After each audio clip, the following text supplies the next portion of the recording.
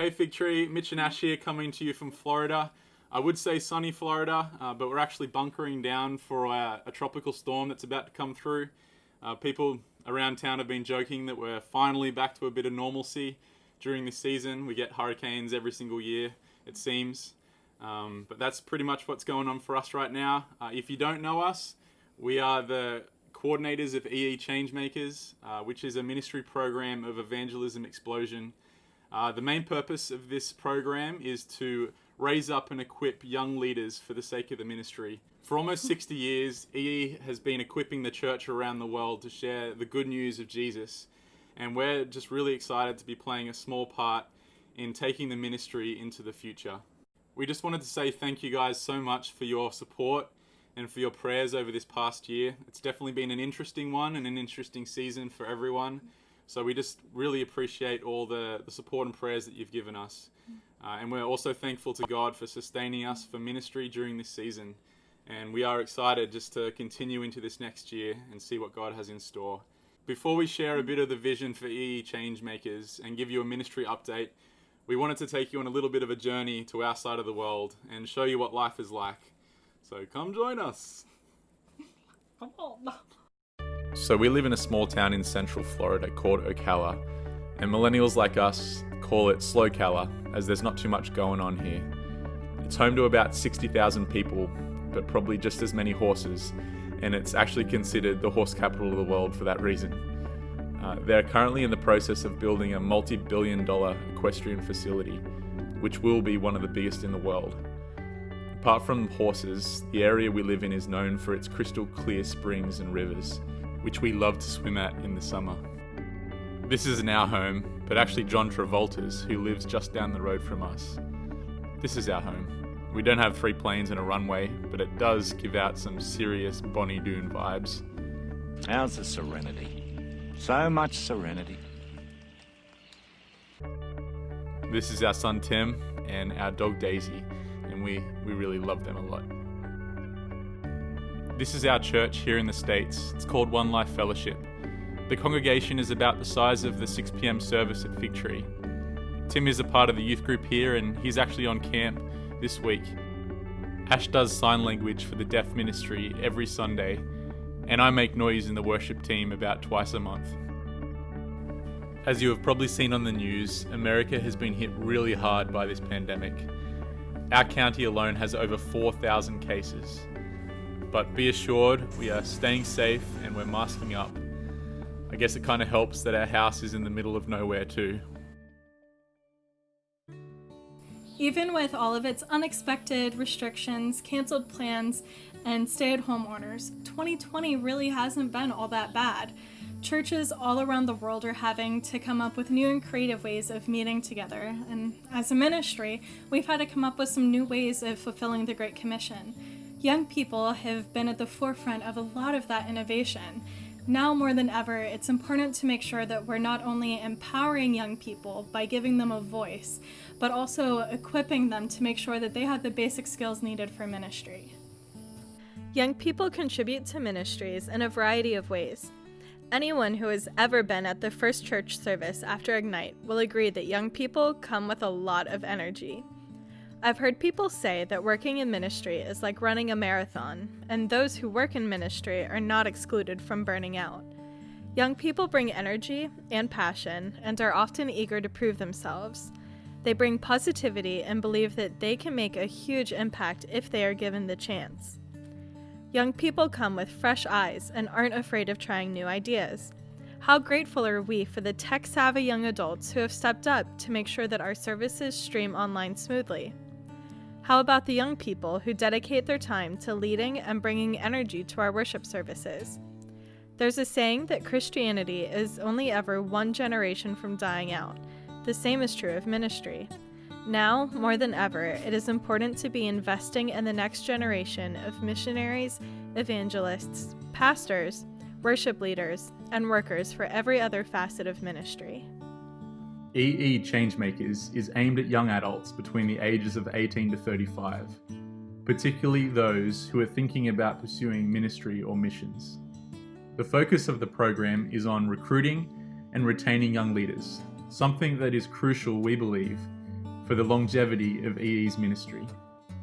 The vision of EE Changemakers is this: to equip a global team of young leaders to change the world by making Jesus known.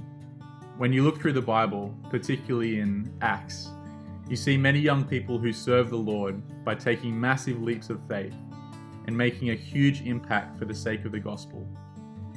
It's our desire to see young people come through the program and go on to lead lives like this, to make impact like this. At a practical level, we like to think of EE Changemakers as a stepping stone recruitment ministry.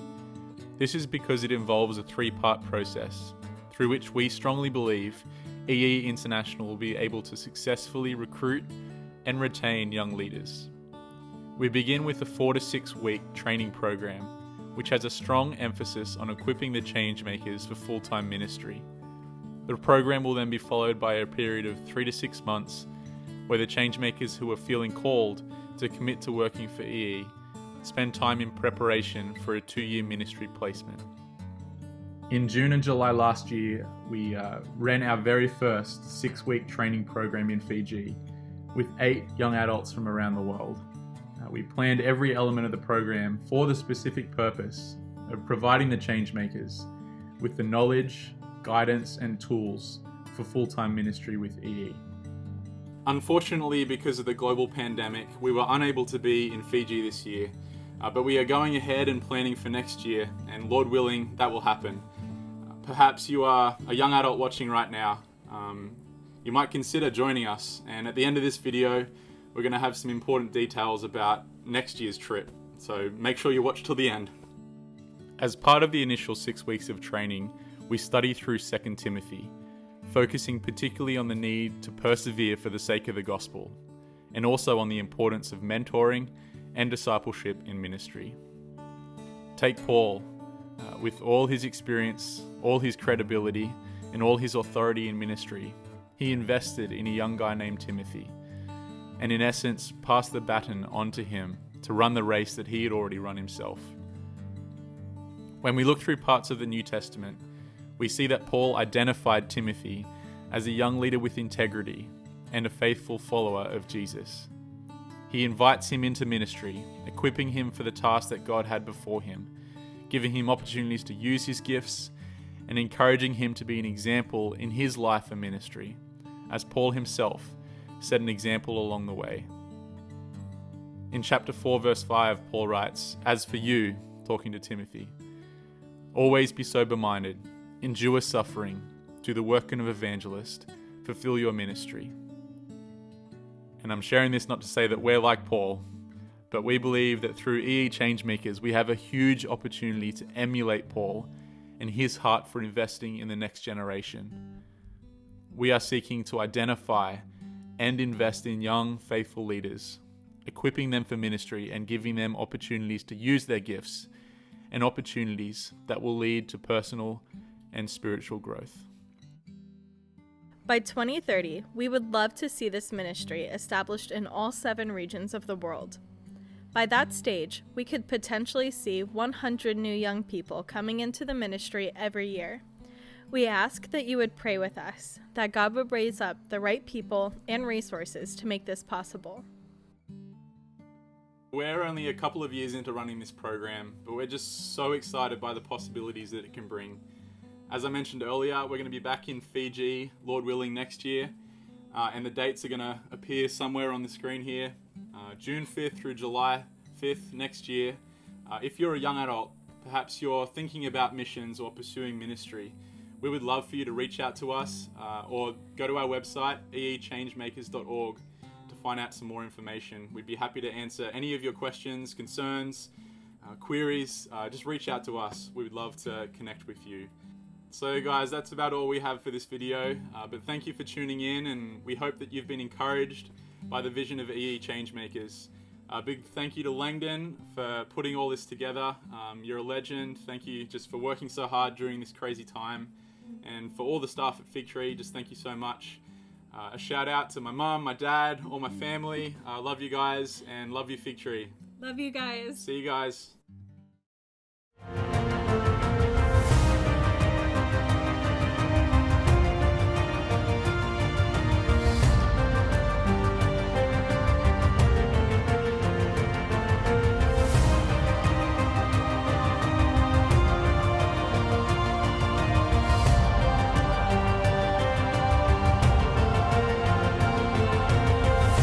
mission is so important. It's really important here locally, but it's also important around the world. So we're glad that you could join us for this focus on world mission. As you're watching these videos during this week, we're asking you to respond. We're asking you to respond in two ways. The first is to pray. We would love you to pray for mission around the world. We'd love you to pray and ask God that his gospel would be changing lives around the world as he promised it would. And we'd love you to pray for our mission partners. So if you jump on the website, you can download a PDF under the section in World Missions Conference. You'll find that PDF and it's got details and prayer points for our mission partners. That's the first way. The second way we'd love you to respond is through giving. This is the time of year where we focus on raising support for our mission partners. Now, I've got to say, we recognise in these COVID times, some people are under severe financial stress. And by no means we want to put any pressure on you at all. In fact, Paul says in 2 Corinthians 9:7, he says, each of you should give what you've decided in your heart to give, not reluctantly, not under any compulsion, for God loves a cheerful giver. So if you've got that ability and you're able to give, we'd love you to do that. And you can do that either through direct debit, or we have a new system that we've set up through the tithing app on the Figtree website. And it gives you the option to simply click on the option that you'd like to give to. And we've also got a special mission fund that we would love you to give to, because we know that under these times, our mission partners are also in a big strain, so we don't want them to miss out either. And putting into that mission fund will encourage those funds to be distributed according to the needs of the partners.